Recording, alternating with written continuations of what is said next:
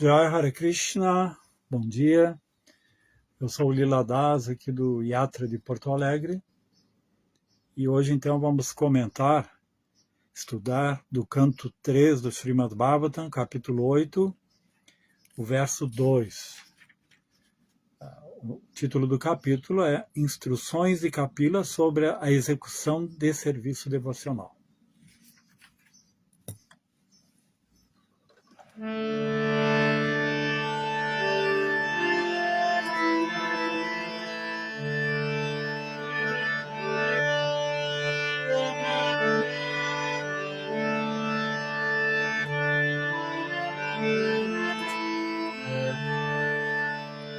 Jai Radha Madhava Jai Kunja Vihari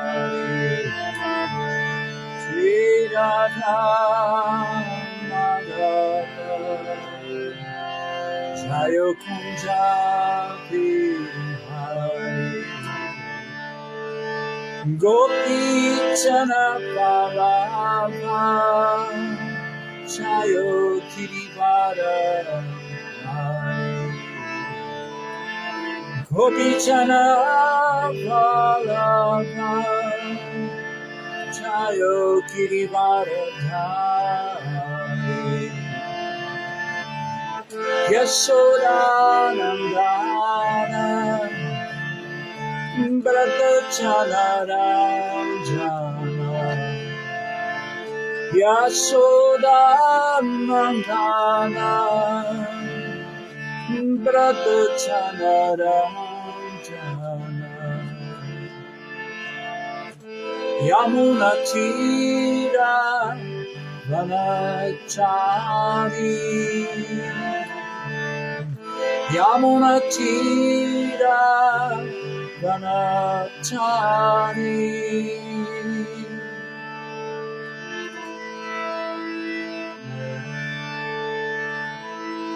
Jai Radha Madhava Jayo Kunja Vihari Jai Radha Madhava Jayo Kunja Vihari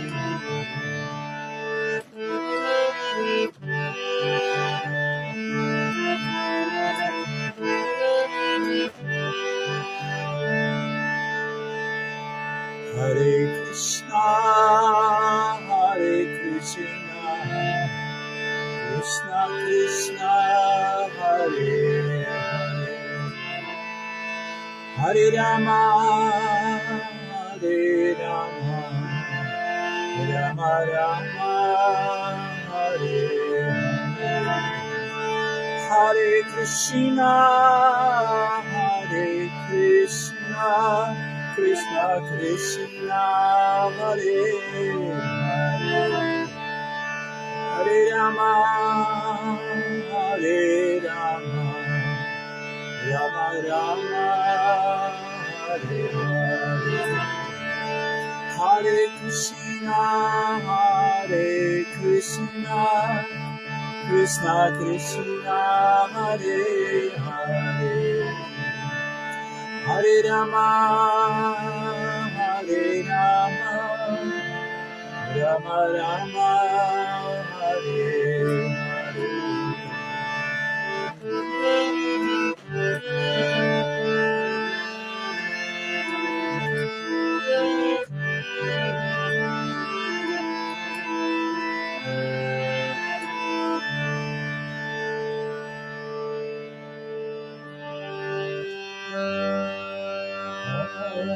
Namo Bhagavate Vasudevaya. Om Namo Bhagavate Vasudevaya. Om Namo Bhagavate Vasudevaya.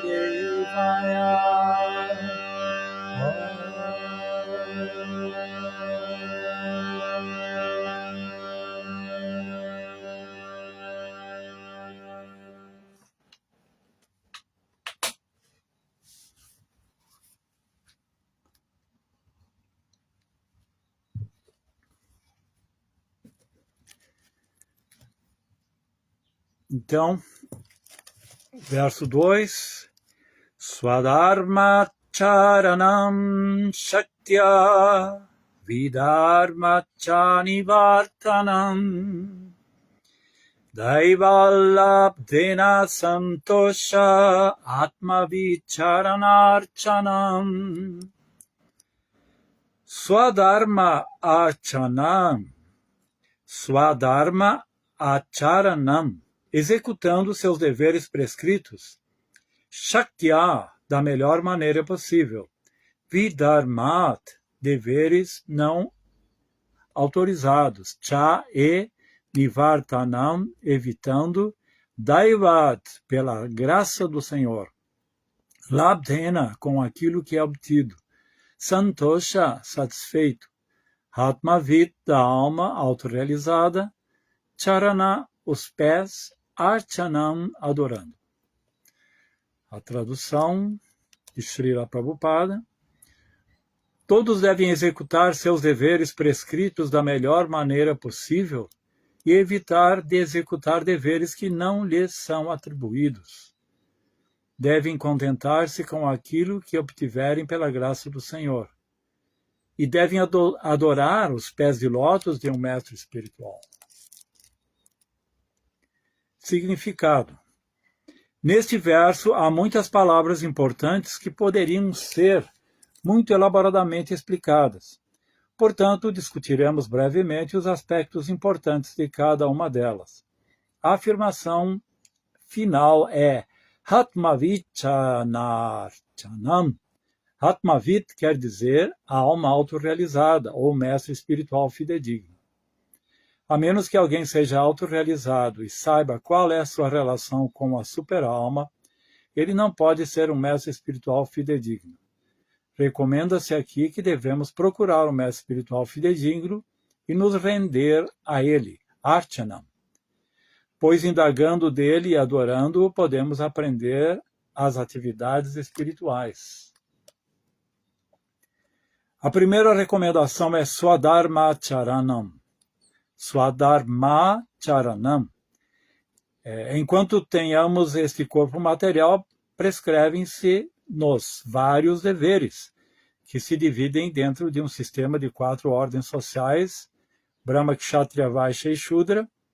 Esses deveres específicos são mencionados no Shastra, e particularmente na Bhagavad Gita. Swadharma charanam quer dizer que cada um deve cumprir os deveres prescritos de sua classe social, em particular, fielmente e da melhor maneira possível. Ninguém deve aceitar o dever de outrem.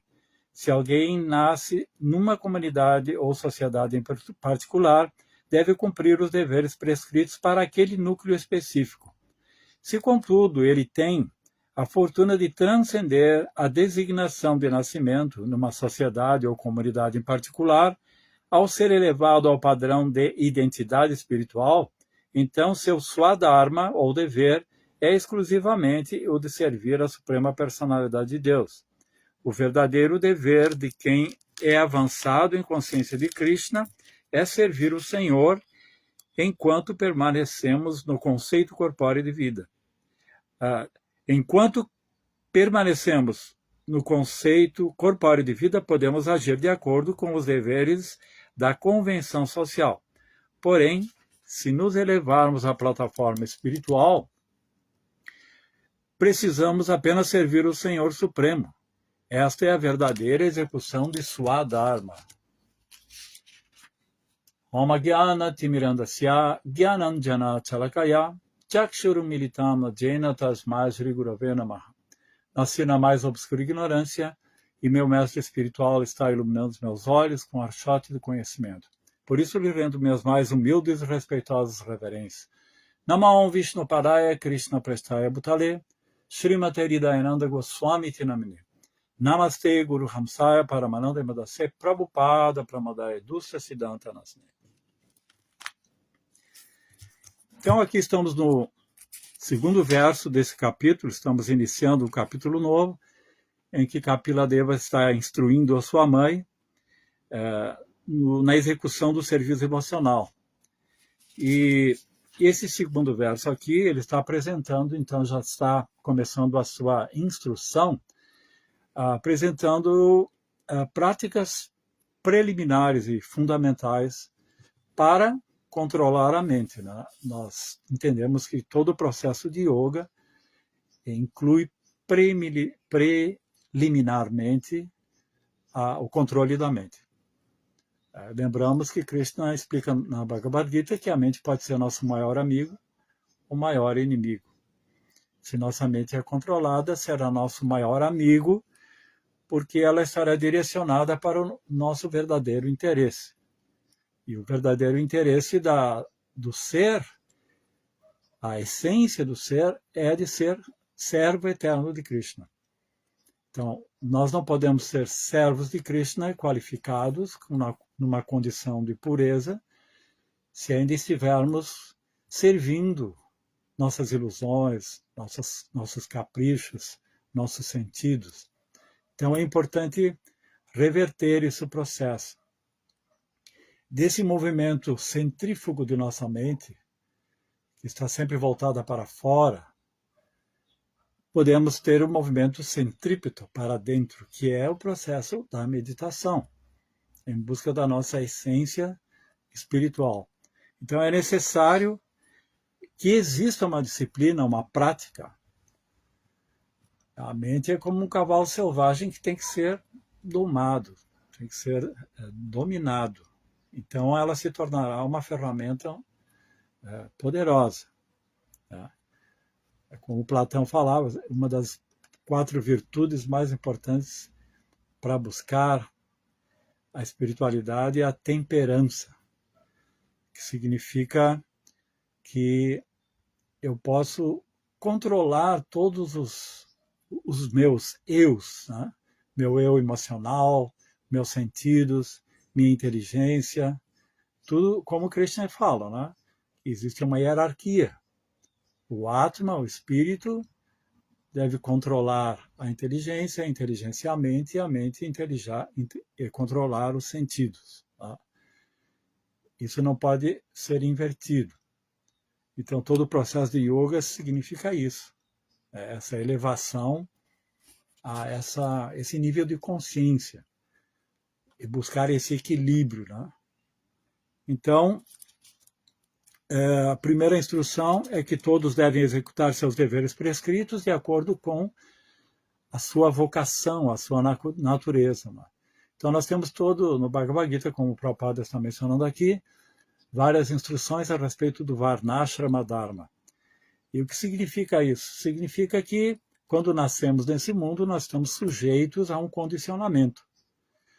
Um condicionamento impelido pelo nosso karma e pelo modo da natureza. Isso chamamos de guna e karma, que é o que vai determinar onde estaremos situados nessas divisões sociais, nessas categorias, cuja classificação é fundamentada na natureza de cada um, no tipo de condicionamento. Podemos dizer a vocação, uma palavra que no Ocidente pode explicar bem isso. Cada pessoa tem uma natureza, uma vocação. Alguns têm a vocação para serem intelectuais, religiosos, espiritualistas, místicos. Outros têm a vocação para serem administradores, guerreiros, né?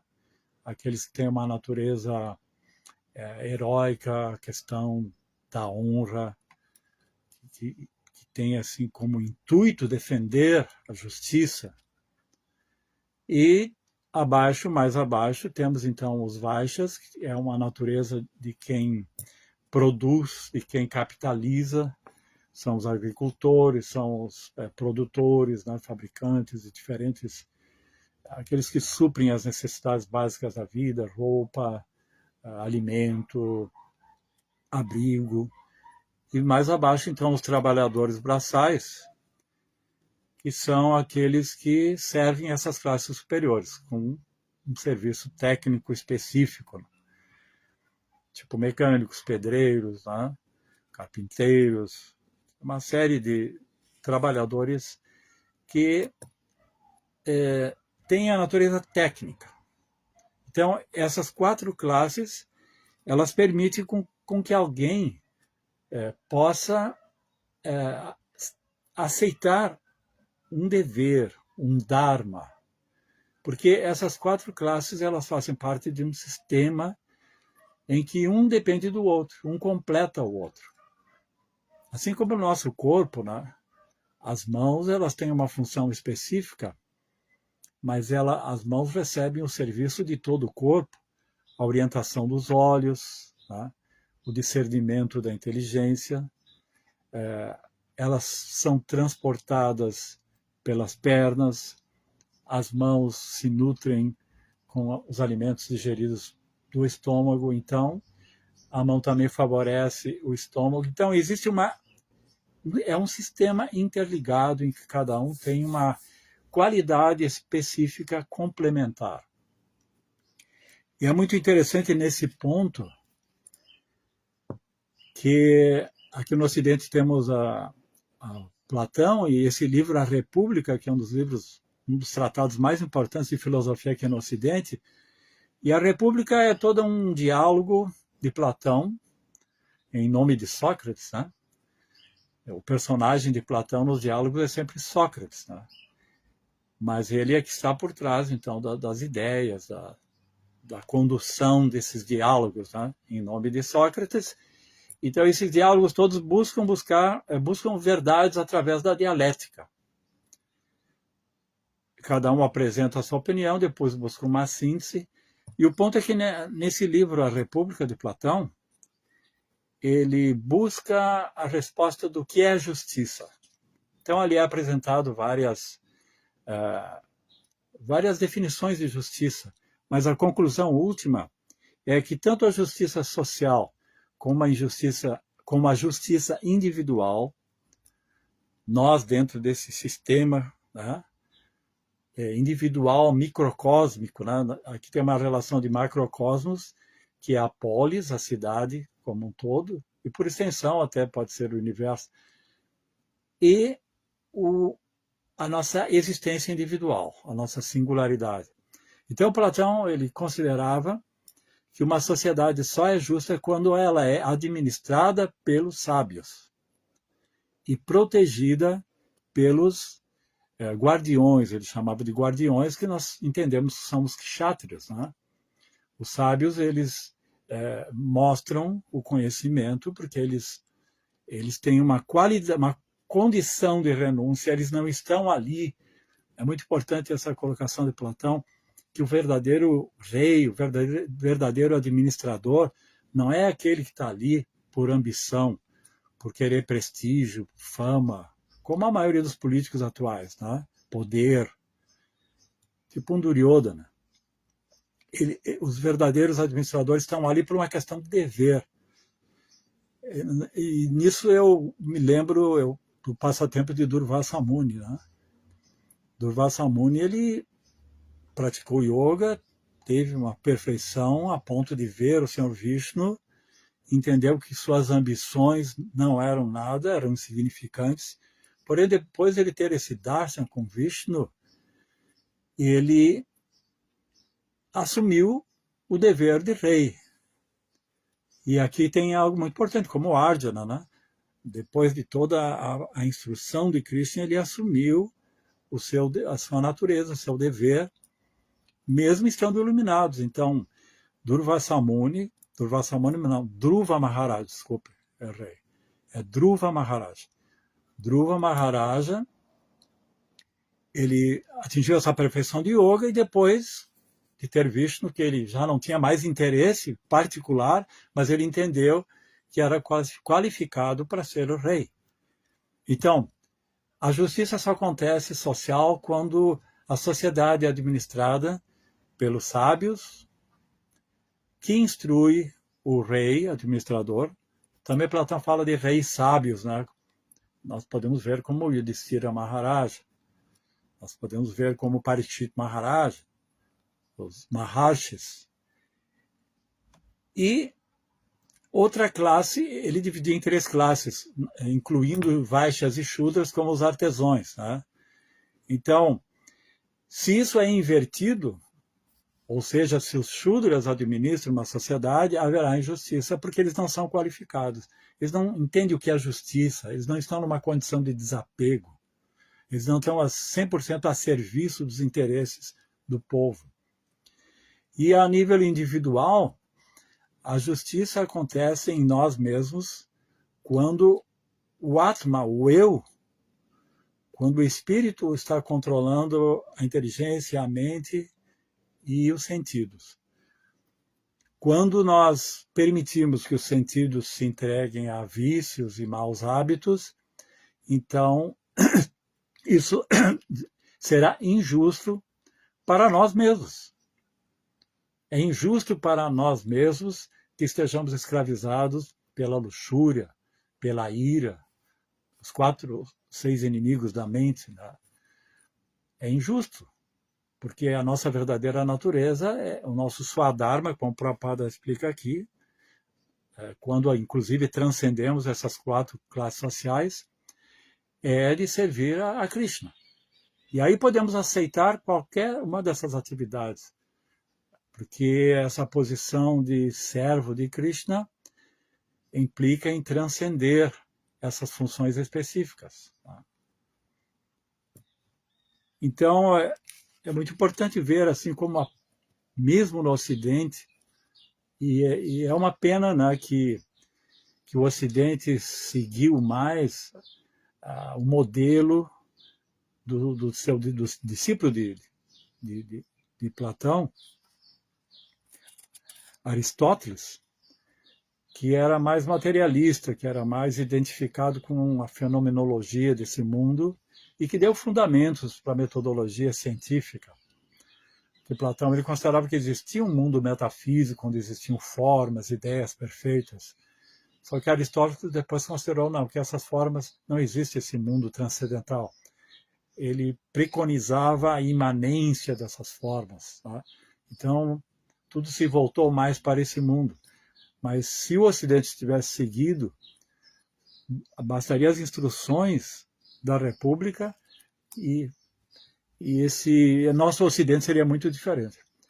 Porque sabemos que Platão ele era seguidor também de Pitágoras, que era inclusive vegetariano, acreditava na transmigração, porque ele seguia o orfismo, que é uma linha mais esotérica dentro da cultura grega, muito próxima da cultura védica. Então, continuando, outro ponto, devem contentar-se com aquilo que obtiveram pela graça do Senhor. Isso é dos yamas e niyamas, que são condições preliminares da Ashtanga Yoga. Existem os yamas e niyamas. Os yamas é aquilo que não deve ser feito, os niyamas é aquilo que deve ser feito. E um desses niyamas é Santosha, que é contentamento. Temos que nos contentar com aquilo que recebemos pela graça do Senhor. E entendermos que a ambição de ter mais do que é necessário é prejudicial para a vida espiritual. Quanto mais ambicioso, quanto mais você deseja, quanto mais você é apegado, tá? É como Epicuro, ele considerava que esses desejos não são nem naturais e nem necessários, de querer ser rico, poderoso, famoso. Porque Epicuro ele preconizava uma vida prazerosa nesse mundo. E como Prabhupada dizia, não só existe uma vida prazerosa nesse mundo no mal da bondade. Então ele condenava esses desejos exacerbados que são característicos do mal da paixão e que te enredam, te prendem nesse mundo. Então esse é um conselho muito importante, que nós temos o nosso jargão, né? Vida simples, pensamento elevado.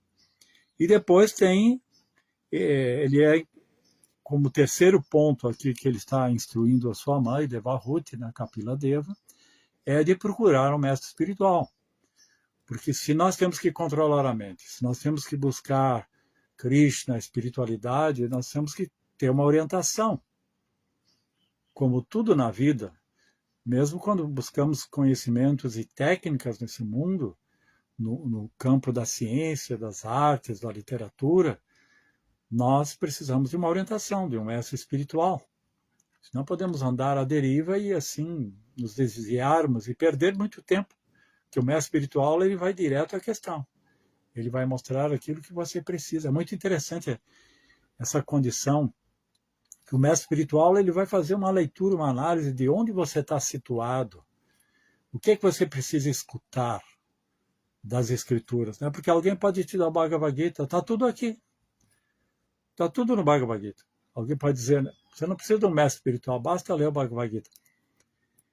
Mas o mestre espiritual ele vai personalizar esse conhecimento. Ele vai considerar esse conhecimento de uma forma coerente. O que você precisa aprender? Ele vai ter um método, vai ter uma ordem, uma disciplina tal que... Porque ele te conhece. Assim como um professor de piano, quando vê um neófito, ele sabe onde está a dificuldade dele, que tipo de exercícios ele precisa, né? Assim como mais emergentes, mais fundamentais, e o mestre espiritual também, ele vê qual é teus apegos, o que tem que trabalhar mais. Tem uma vantagem de ter um mestre espiritual, é que tu vai ter uma orientação personalizada. Porque não adianta jogar todo o conhecimento em cima de você. Se você está no colégio, por exemplo, e você está estudando aritmética, você só tem condições de entender a aritmética, vem o professor e acha, não, vai te jogar todo o conhecimento de álgebra. Você não está pronto para isso. Então o mestre ele vai fazer essa dosagem. E é uma grande vantagem ter um mestre espiritual. Você está protegido, orientado. E essa questão do mestre espiritual, existe um verso fundamental no Bhagavad Gita, que é esse verso, Tadvidi pranipatena pariprashnena sevaya upadekshanti te gyanam gyaninas tatvadashinaha. Esse verso é a instrução que foi dada para Arjuna, também foi dada para Arjuna. Vejam como há os dois aqui estão, tanto Kapila Deva como Krishna, pontuam essa necessidade fundamental que é procurar um mestre espiritual. Então aqui, nesse verso, que é interessante analisarmos, existem alguns pontos importantes, né? Porque nesse verso Krishna primeiro indica que é necessário buscar um mestre espiritual, mas depois ele já orienta qual é a atitude que alguém deve ter para buscar um mestre espiritual. Qual é a atitude? Ele tem que ter a atitude correta. Senão ele pode não ser aceito. Mesmo entre um homem e uma mulher que estão querendo se conquistar, estão tentando impressionar um ao outro, tem uma técnica de conquista. Se você não conquistar aquela pessoa não vai se interessar. Não é que o mestre não iria se interessar, ele tem compaixão, ele quer instruir, mas se ele vê que você está arrogante, está desafiando, é porque você não está pronto ainda. Então, Tadvidi pranipatena. Pranipatena é a atitude de respeito, de reverências, literalmente, prestar reverências, mas com a consciência de que o mestre espiritual, a consciência de quem é o mestre espiritual. Ele é um representante de Krishna. Um mestre espiritual genuíno, fidedigno, é aquele que conseguiu um status de alma pura, de sabedoria. Então você tem que entender que está diante de um mestre espiritual. Não é um mero acadêmico ou professor, não é. O mestre espiritual é muito mais do que isso. Então você terá que ter uma atitude respeitosa. entendendo quem é o mestre espiritual. Ele é o representante de Krishna. Prabhupada sempre explicava que temos que ter as mesmas honrarias ao mestre como teríamos que ter para Krishna, devido a seu status de representante de Krishna. Então, Pranipatena, justamente significa isso, essa atitude respeitosa. Depois, Pariprashneina, uma vez que você é aceito pelo mestre espiritual, você vai indagar dele submissamente, vai indagar, questionar. E esse questionar deve ser fundamentado em uma busca sincera da verdade. Entender o valor do mestre espiritual e a joia mais preciosa que o mestre pode lhe dar, que é o conhecimento espiritual. Outras formas de conhecimento você pode buscar nesse mundo, mas o conhecimento espiritual, conhecimento transcendental, é o mestre espiritual que vai lhe dar. Então, tuas perguntas elas têm que ser bem ponderadas e respeitosas, tá? No sentido de que você não pode desafiar. Aqui é uma questão muito interessante, porque nós vemos que da filosofia, o método filosófico é a dialética. A dialética significa que existem duas opiniões que estão se confrontando. E esses dois opositores devem, com a sua inteligência, buscar a verdade única que existe dentro dessas duas posições, tá? Tese e antítese. Então, a filosofia ela funciona muito na dialética, em que existe um confronto de opiniões. Mas com o mestre espiritual não existe essa metodologia. Você já tem que entender que em relação ao mestre você é inferior. Você é ignorante em relação ao mestre. Porque senão você vai se achar do nível dele e vai começar a testá-lo, vai confrontá-lo, e não é esse o ponto. Aqui não se trata de uma dialética. Vai haver conversação, vai haver diálogo, tudo isso, mas existe esse ponto hierárquico que deve ser muito bem compreendido. O próprio Sócrates ele deu um exemplo interessante, que todos sabem que Sócrates era considerado o mais sábio de Atenas. E um dia um amigo foi perguntar no templo de Atenas quem era a pessoa mais inteligente, né? E lá a sacerdotisa revelou que era Sócrates. E quando revelaram isso para Sócrates, ele ficou muito surpreso. Aí ele falou essa famosa frase: só sei que nada sei. E é por isso que eu fico perguntando para todas as pessoas. Então, a menos que alguém não esteja consciente da sua ignorância, ele não vai ter a humildade suficiente para receber essas instruções do mestre espiritual. Gyaninastu atvadarshinaha, porque o mestre viu a verdade, ele é uma alma autorrealizada. Por isso que Prabhupada aqui nos aconselha sempre a escolher um mestre fidedigno. O mestre fidedigno é aquele que é autorrealizado. Um cego não pode dirigir outros cegos. Tá? Nós somos os cegos, então temos que ser dirigidos por alguém que tem darshana. Ele viu a verdade. Ele realizou a verdade. Isso é muito importante. Gyaninasta tvadarshinaha. Então ele poderá, ele tem condições, ele tem o status de te mostrar essa verdade. Então, muito, muito interessante isso.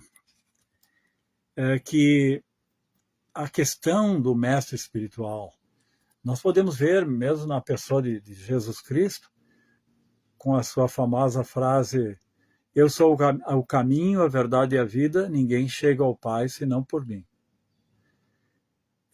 Isso dá margem ao sectarismo, para quem não entende que essa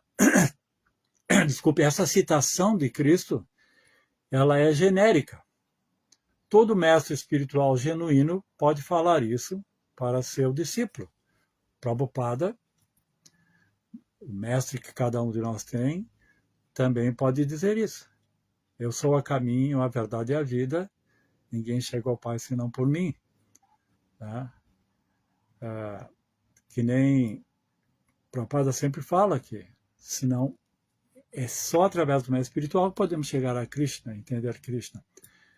Então, às vezes, muitos cristãos sectários, eles usam essa afirmação de Jesus Cristo para dizer que se não é pelo caminho, a verdade, e que é ensinado por Cristo, unicamente por Cristo, ninguém vai chegar a Deus. Então, se você segue outro mestre, mesmo que seja genuíno, não vai chegar a Deus. Mas nós podemos entender, nós somos inclusivistas, né? Nós aceitamos Cristo como um devoto puro, as verdades de Cristo. Então, nós podemos entender que esse preceito é genérico. Eu sou o caminho, a verdade e a vida. O mestre espiritual é o caminho, a verdade e a vida. Ninguém chega ao Pai senão pelo mestre espiritual. Mas vemos ali nesse verso como Cristo já enfatiza a importância de ter um mestre espiritual. Então, o mestre espiritual ele tem duas características que são fundamentais. Uma que é o conhecimento, a realização, aquele darshana que viu a verdade. E outra é a compaixão. Porque um mestre poderia ter conhecimento, alcançar sua liberação e pronto. Mas eles têm a compaixão. Então, eles descem muitas vezes da sua plataforma de Uttama para plataformas inferiores para poder trazer o conhecimento. É o caso do Avatara. No budismo existe o conceito de Bodhisattva, que é aquele que alcançou o Nirvana, mas por compaixão reencarna novamente nesse mundo para transmitir o conhecimento. E na própria história de Buda, nós vemos que Buda era um príncipe, vivia no palácio com toda a opulência. Quando um dia ele fugiu do palácio e se deparou com o nascimento, velhice, doença e morte e sentiu que não era como no palácio, o mundo era miserável.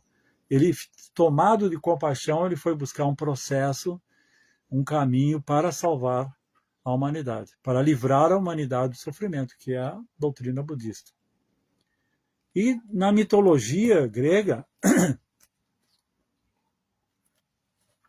também existe uma alusão à importância do mestre espiritual.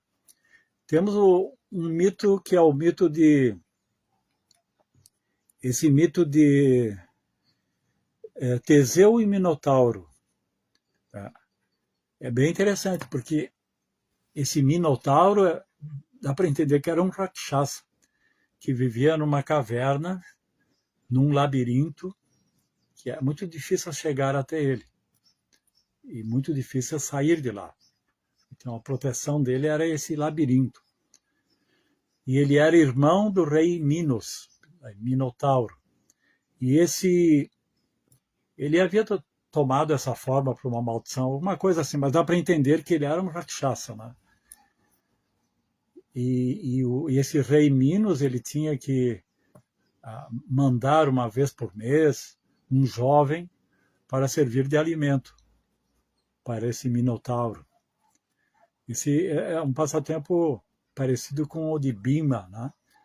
Que Bhima libertou também uma aldeia dessa condição de um Rakshasa dominava essa aldeia, e uma vez por mês uma família tinha que escolher um filho jovem, uma filha, e mandar com uma carroça cheia de alimentos. E Bhima libertou essa cidade, e aqui temos Teseu, que era uma figura heróica, que ele se apaixonou por Ariadne. Ariadne era filha de Minos, do rei Minos, e esse Teseu ele queria libertar essa cidade e matar esse Minotauro. Então ele tinha que entrar naquele labirinto, mas como ele sairia depois, mesmo que ele matasse o Minotauro? Então, Ariadne, muito inteligente, deu um novelo de linha, deu uma linha para ele entrar no labirinto até encontrar Minotauro, e depois ele voltaria seguindo essa linha, esse cordão. E foi o que aconteceu, ele venceu o Minotauro e depois conseguiu sair do labirinto seguindo essa linha. E assim se tornou um grande herói, se casou com Ariadne. Mas o ponto aqui, traduzindo os elementos simbólicos desse mito, é que Minotauro representa a ignorância. E nós temos que vencer a ignorância. E para vencer essa ignorância, nós temos que entrar num labirinto, quer dizer, nós temos que obter o conhecimento correto, e ali vamos encontrar muitas dificuldades, que é o próprio sadhana, o controle dos sentidos, vencer, controlar a nossa mente, né? Entrar nessa caverna, né? Onde está a ignorância. Mas para sair dessa caverna, então temos que ir à linha do conhecimento que foi dada por quem? Por Ariadne, que aqui representa o mestre espiritual. Então, é muito interessante porque nós temos que, não é o mestre que vai matar a sua ignorância pessoalmente. Você tem que lutar. Você tem a sua parte, a sua participação. Você tem que entrar no labirinto, ter coragem, né?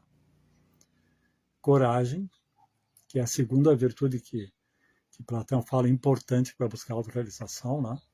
O discernimento, a coragem, a temperança e, finalmente, a justiça.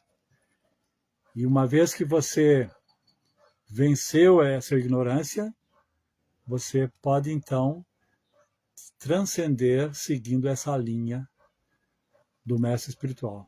Então, é um mito, né, de Teseu e Minotauro que enfatiza a importância de ter um mestre espiritual. Mas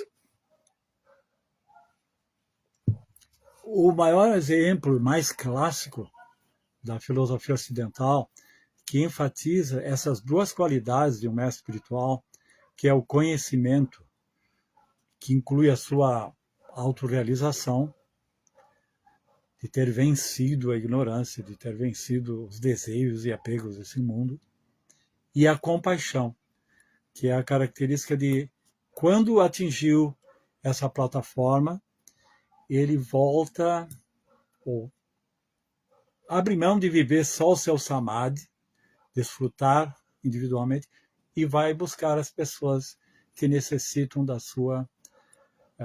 do seu conhecimento, da sua instrução. E nisso temos o mito da caverna de Platão. Acho que todos conhecem o mito da caverna. É o mito mais famoso, né, da história da filosofia. Mas esse mito da caverna, ele tem muitos detalhes. Muitos consideram que ele é uma alegoria, né? Porque a alegoria é um conjunto de simbolismos, uma história que tem muitos elementos simbólicos que traz uma ideia central. Uma alegoria, a alegoria da caverna. Então, vou simplificar, mas é importante nós analisarmos que prisioneiros que haviam vivido sempre numa caverna, né? Eles estavam acorrentados, não podendo se voltar para trás, e só podiam ver uma parede da caverna. A única coisa que eles viam é a parede que existia na frente deles e sombras que se projetavam nessa parede. E atrás tinha uma fogueira, e entre a fogueira e eles passavam pessoas com diferentes objetos, né? Estátuas e diferentes objetos. E esses objetos se projetavam na parede. Então, a cultura deles, o conhecimento deles, e também essas pessoas falavam, e então eles ouviam vozes e associavam essas sombras e consideravam que essas sombras mesmo que tinham essas vozes. Então a realidade para eles era a realidade das sombras. Isso é o que eles conheciam. Aí Platão ele ele fala para o seu interlocutor, e se alguém fosse desacorrentado, tudo tem um simbolismo, e fosse obrigado a enfrentar a luz da fogueira e ver as pessoas que estão transitando com objetos e depois sair da caverna, o que aconteceria? Qual é a reação dele? E aqui é um ponto muito importante, porque o primeiro que pensamos que ele estaria feliz por estar livre. Finalmente estar livre. Só que, devido a ele ter uma vida toda condicionada àquilo, de estar preso, acorrentado, e conhecer o mundo através das sombras, isso implicaria num desconforto, numa austeridade. Os seus próprios olhos não teriam condições de ver o fogo da fogueira e ver direito as coisas. Então isso seria sair da sua condição de comodidade. Porque a gente acaba, mesmo sendo escravo, sendo condicionado nesse mundo, tu vai buscar prazeres nesse mundo, no modo da paixão, no modo da ignorância. Mesmo no inferno tem uma cota de prazer. E tu acaba se acostumando com aquilo. E a sua vida parece isso. Mesmo que exista uma condição de vida perfeita e superior, mesmo que exista. Então, o que Platão apresenta aqui, e nós podemos ver, né? Se ele fosse obrigado a largar suas correntes e buscar uma outra realidade, é o que o mestre espiritual ele faz. Quer dizer, o mestre espiritual não obriga, né? Aqui é uma metáfora, mas o que obriga a cada um de nós é a condição de sofrimento. Chega um ponto da nossa existência, que é quando você transcende o Karma Yoga para Jnana Yoga, que você está desiludido com esse mundo, que você vai buscar alguma coisa. Então, você é impelido a deixar essa condição. E o mestre espiritual vai favorecer. E nesse ponto é muito importante que, quando o mestre espiritual aparece em nossa vida, nós relutamos, nós temos muitos apegos, muita identificação. É difícil que você se renda, mesmo que o mestre prometa, você vai ter uma forma de vida muito superior, livre, sem essas misérias. Mas nós buscamos prazer ali, com as sombras, nesse condicionamento. Esse é o ponto. Eu vou fazer um parênteses aqui, porque tem uma outra história muito interessante, que é do velho tigre e as ovelhas. Talvez vocês conheçam. Que um tigre, a mãe de um pequeno tigre desamparado, né, foi morta por um caçador, a tigresa. E esse pequeno tigre foi criado por um rebanho de ovelhas. Naturalmente, ele seguia essa cultura das ovelhas aí. Inclusive, ele se tornou vegetariano, comia o que as ovelhas comiam e se identificava como uma ovelha, embora ele não fosse uma ovelha. Com o tempo, ele cresceu, se tornou um tigre robusto e maior que as ovelhas e completamente diferente das ovelhas. Mas como ele sempre viveu com elas, ele achava que tinha diferenças, mas ele era uma ovelha. Um dia, um velho tigre, passando por aí, viu aquele absurdo, que um tigre adulto convivesse com ovelhas e comesse ervas. Então ele entendeu a condição miserável, o condicionamento, a ignorância desse tigre que convivia com as ovelhas. Então ele se aproximou, tentou se aproximar dele para esclarecê-lo, mas o que aconteceu? Quando as ovelhas viram o tigre, correram desesperadamente, e ele também, porque ele ainda se considerava uma ovelha. E o predador é o tigre. Então, a primeira investida do mestre não teve êxito. Depois, ele insistiu, e um dia, meio que à força, separou o tigre das ovelhas e fez uma certa amizade, de forma que o tigre-ovelha viu que ele não era uma ameaça para ele. Então, esse velho tigre levou ele até um lago, fez com que os dois contemplassem as imagens refletidas no lago. E o velho tigre, que é o mestre, diz: veja que você é diferente das ovelhas. Você não é uma ovelha. É como dizer, você é espírito, não é o corpo. Você é diferente das ovelhas, você não é uma ovelha. Você faz parte da minha espécie. Você deve me seguir. Mas ele respondeu que ele havia, desde pequeno, estava naquela condição e que ele havia se acostumado e ele não queria se readaptar a uma outra existência, e que ele era feliz ali, conhecia todos, né? Todos adotaram ele. Mas o mestre prometia que não, você não pode ser feliz se você não aceita a sua essência, se você não aceitar a sua verdadeira identidade. Tá?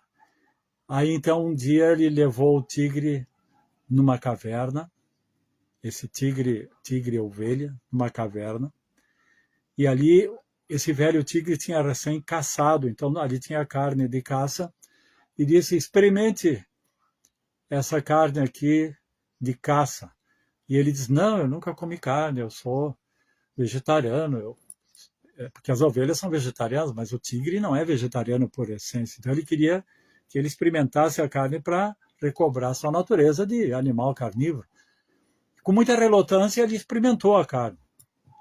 E quando ele sentiu o sabor da carne, né, como um predador que desfruta da sua presa, ele recobrou a sua natureza de tigre. Aí ele entendeu que ele tinha outra natureza. Aí ele urrou fortemente, e isso significava a sua liberdade, que ele agora iria assumir a sua natureza. Então, voltando ao mito da caverna, estamos no momento em que um dos prisioneiros é conduzido a sair da caverna. Então, ele é desacorrentado. Primeiro, ele tem dificuldade em ver o fogo, porque eles viviam na obscuridade. E com muita dificuldade, então, ele subiu a caverna, né, que aqui tem toda uma ascensão cheia de dificuldades, em busca do sol, que o sol, na simbologia de Platão, significa a ideia do bem, seria Deus. Tá? E quando finalmente ele chegou na abertura da caverna, existia tanta luz que ele não podia abrir os olhos. Então ele esperou chegar à noite. Quando chegou à noite, então, ele podia ver o reflexo do sol na lua, nas estrelas. Tá? Então ele pôde ver, ele pôde adaptar os olhos na noite, mas não podia ver o sol ainda diretamente. E quando o dia começou a nascer, que é também outra simbologia que os Vaishnavas usam, né, que é dentro da espiritualidade, é como o amanhecer do dia, né, a aurora, né? Nós começamos a ver, primeiro tudo é escuro, depois começamos a ver as formas, né, ver só o perfil, né, das árvores, do que tem, o espectro, né? E depois vamos ver cada vez mais nítidas as formas, até finalmente ver o sol, quando o sol desponta no horizonte. E aí vamos entender o que ele entendeu. Esse prisioneiro, quando viu o sol, ele entendeu que o sol era a origem de tudo. E ele conseguiu entender a grandiosidade de estar desacorrentado, o prazer de ver a verdade, de ver como as coisas eram na sua origem, de ter um darshan com Deus, né? Que para Platão é a ideia do sol, para nós é como Dhruva Maharaj quando viu o Senhor Vishnu. Então o que aconteceu é que ele lembrou dos seus colegas lá na caverna. Ele comparou uma condição de vida com a outra, então ele foi tomado de compaixão e quis voltar para lá. E voltou. Mas como ele estava acostumado a essa vida iluminada pela luz do sol, ele teve uma certa dificuldade para voltar. Assim como ele teve uma dificuldade para ver o sol, teve uma dificuldade para se adaptar àquele mundo obscuro. Então ele chegou meio que meio que, assim, cansado pela descida, meio perturbado. E isso não foi uma boa impressão, porque todos sabiam que ele tinha saído da caverna, mas ele chegou assim, todo machucado, até porque ele teve que descer de novo e não conseguindo enxergar direito. E pior ainda, falando que tudo que eles estavam vendo era ilusão, que o mundo real estava lá fora da caverna, que tudo isso era uma... E ele teve que confrontar, tudo tem um elemento. As correntes representam os três maus da natureza, né?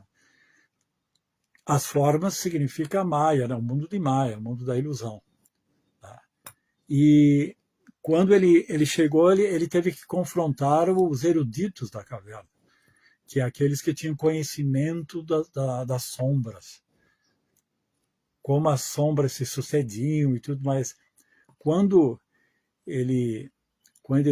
essa alma liberta viu o tão limitado conhecimento dos intelectuais, como quando Prabhupada, interessante que Prabhupada saiu de Vrindavana por compaixão para ir para Nova York, e aí ele encontrou os acadêmicos, cientistas, e tanto é que Prabhupada considerava eles canalhas e enganadores por transmitir um conhecimento imperfeito. Então esse prisioneiro liberto, ele era que está na condição de um sábio, aquele que viu a verdade, tinha que confrontar esses diferentes intelectuais, que eram os prisioneiros que tinham um pouco mais de conhecimento, mas isso tudo para ele era muito insignificante, tudo ainda era diferentes formas da ignorância. E aí Platão comenta que um mestre nessas condições, ele é confrontado, às vezes, até morto. Aí ele faz indiretamente alusão ao seu mestre, que foi Sócrates, que foi morto e acusado de ter desorientado os jovens, de ter contestado os deuses, por isso ele foi obrigado a tomar cicuta. E Jesus Cristo foi crucificado também. E quem é que crucificou? Aqueles que estão habituados com as sombras e que acham que a verdade são as sombras e não gostam de ser perturbados, não gostam que alguém questione seus valores. Então, esse mito da floresta ele é muito interessante. Ele tem muitos elementos ali, né? Muitos elementos, não vou entrar em muitos detalhes, né? Agora eu acho que já é 9 horas. Eu vou tentar ler aqui as questões, né? Haridarshana Das é a tendência de Kali Yuga, né? O materialismo, sim. O materialismo, Haridarshana Das. Platão estava tão disponível quanto Aristóteles, todavia, os intelectuais ocidentais preferiram adotar as orientações de Aristóteles, isso mesmo. Aristóteles, depois, veio René Descartes, né, apresentando uma visão mecanicista do mundo, os cientistas. Então, o Ocidente foi mais para esse lado. Muito interessante essa colocação. Os dois estavam ali disponíveis. Tanto é que o conhecimento de... Isso apesar do cristianismo adotar muitas ideias de Platão. Platão ele foi adotado por São Tomás de Aquino, por Santo Agostinho, e apesar disso, do cristianismo valorizar, ele não tomou essa dimensão que deveria tomar para orientar o Ocidente. Otávio Daniel Neves, aceite as minhas reverências, Lila Das. Rubens Revatipati, os gregos são referências no Ocidente, então podemos aceitar como gurus ou não possuem essa qualificação? Muito, muito importante essa pergunta. Agir segundo as identificações deste ego. Um dos primeiros teólogos cristãos, que é Clemente de Alexandria, falando de Platão, que é o filósofo mais conceituado, dizia que Platão era quase um devoto, só faltava para ele a revelação. Todo conhecimento obtido na filosofia ocidental é através de Jnana, através da razão. E a nossa metodologia, a nossa epistemologia no Vaishnavismo inclui o processo da razão, também inclui o processo empírico, mas tudo é orientado pela revelação. Então, podemos dizer que esses filósofos eles podem ser respeitados como gyanis, mas eles não têm o Siddhanta védico.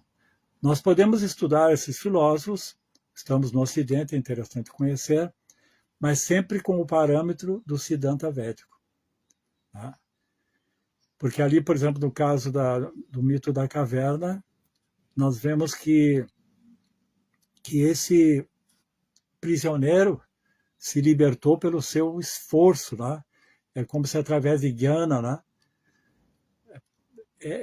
É claro que no Bhagavad Gita está dito, né, que depois de muitos nascimentos e mortes, um Jnani que é fidedigno, que é sincero, honesto, ele vai se render a Krishna. Tá? Então, Platão, se tivesse tido essa informação Vaishnava, ele estava pronto para, tanto ele como Pitágoras. Então, eles não são mestres para serem seguidos, nós somos Vaishnavas, mas muitos ensinamentos deles são védicos também, porque há um preceito védico que diz que não podemos... Uma das ofensas é ofender qualquer linha de conhecimento ou religião que tem o conhecimento védico, senão vamos nos tornar como os evangélicos, que muitos evangélicos consideram que a verdade só está na Bíblia. Se essa mesma verdade que está na Bíblia está em Buda, em Krishna, eles não aceitam porque não, é só Cristo. Eu sou o caminho, a verdade e a vida, ninguém chega ao Pai senão por mim. Eles têm essa postura sectária. Mas nós, como devotos, com a luz do conhecimento védico, podemos ver o que Platão tem razão, o que Aristóteles tem. Porque isso tudo, essa filosofia, ela deu fundamentos para a ciência moderna, para toda essa tecnologia, toda a nossa tradição. É Hegel que o diga, o filósofo Hegel que o diga através da dialética, né? Que tudo seguiu uma certa evolução até chegar ao ponto que está, mas tudo fundamentado não nos Vedas, mas tanto no conhecimento da teologia cristã, como através da filosofia ocidental. Bhaktinval, Hare Krishna, reverências. Vamos ver. Pedro Paulo Gomes Martins, Jai Prabhu, reverências, Hare Krishna. Pedro Paulo Gomes Martins, Hare Krishna. Elias Pereira dos Santos, Jai Prabhu, reverências, Elias Pereira dos Santos. Ishavatara, seu servo, Hare Krishna, reverências. Sérgio Pacheco, Haribô, Hare Krishna, todas as glórias do Srila Prabhupada, minhas sinceras reverências, Prabhu Lila, Haribô. Sérgio Pacheco, aqui é o Sanatana Dharma Das, sim, o nosso querido Sanatana Dharma. Sundarangi Devidasi, Haribô, Sundarangi, bom dia, Hare Krishna, minhas reverências, Prabhu Lila Das.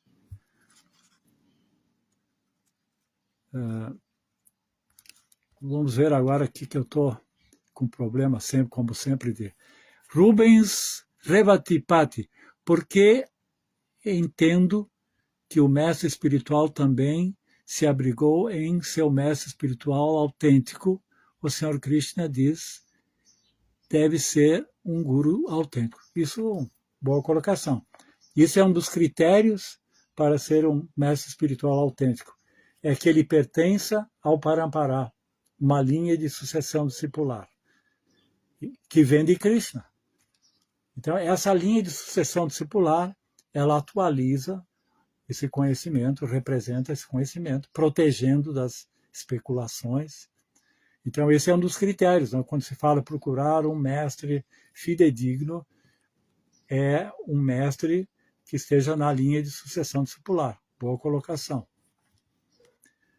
Marcelo A. Magalhães, será que o tigre que despertou depois foi lá comer as ovelhas? Certamente que não. Porque ele teria que ter perdido completamente seu sentimento de gratidão, né? Ele teria que ter esquecido e ficado assim completamente. Ele teria, claro, poupado essas ovelhas, né?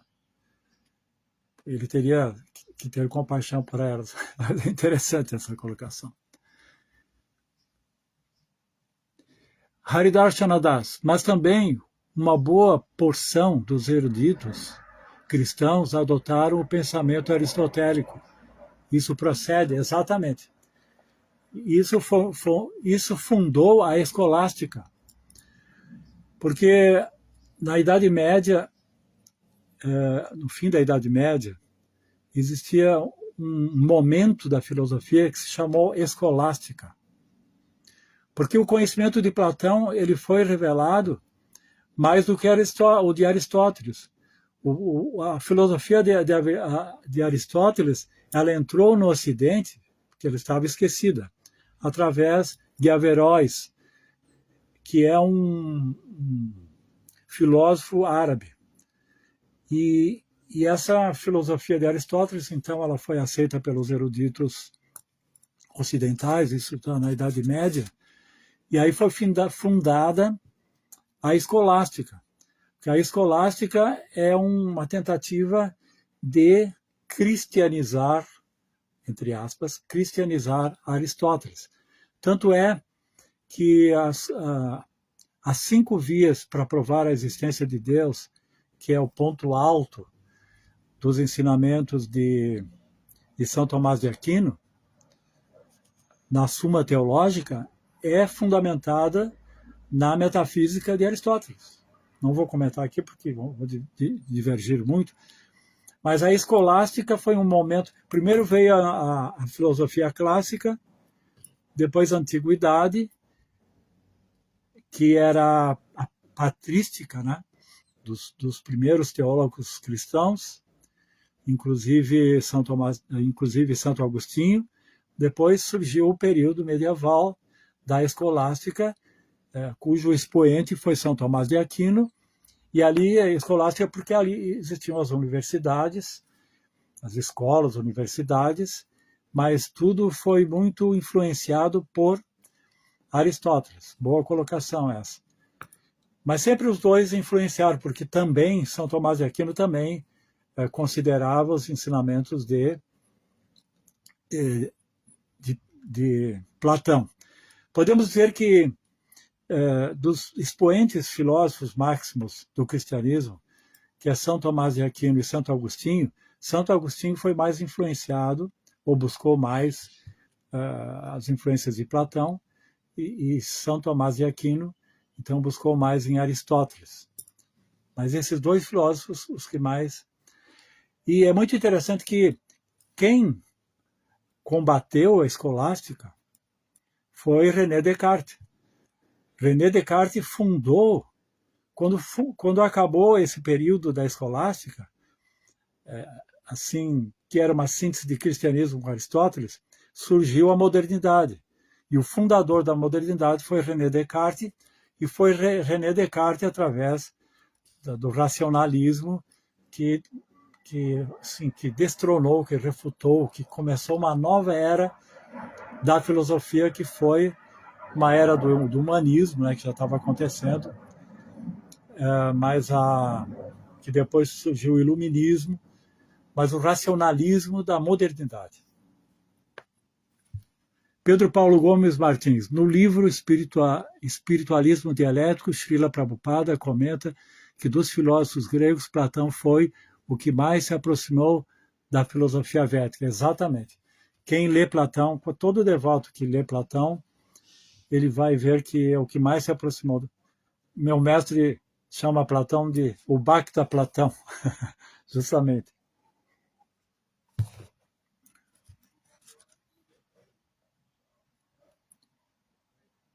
Vamos ver. Eu acho que já li todos, né? Desculpe se eu não li alguém. Haridarshan. Certo, então eu acho que eu já li todos os comentários. Se eu não li agora, eu vou comentar depois. Agradeço a presença de todos. Jai, todas as glórias a Srila Prabhupada.